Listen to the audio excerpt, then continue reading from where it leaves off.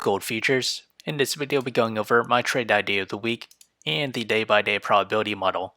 So let's start off with the technical analysis on the winner chart. We are in positive MACD, but appears to be approaching to negative MACD territory, as we did see the 9 moving average diverge onto the 18 moving average, the blue and purple lines respectively. As with the 4-hour chart, we remain in positive MACD. We're currently testing to 200 moving average, this green line acting as our temporary resistance at a price of $1,827. As with the daily chart, we are about to approach to positive MACD territory.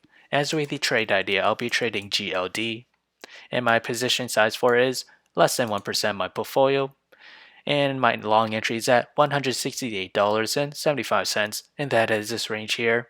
And my sell target for it is at $172.76. My stop loss is at $167.05. However, if I were to open a short position, my entry is at $173.33, and that is this range there. My sell target for it is at $170.47, and my stop loss is at $175.07. So whichever entry price were to hit first, that'll be my position of the week.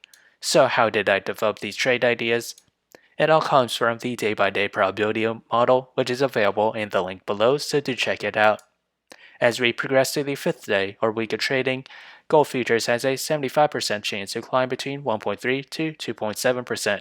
To the downside, it has a 25% chance to fall between 0 to negative 1.3%.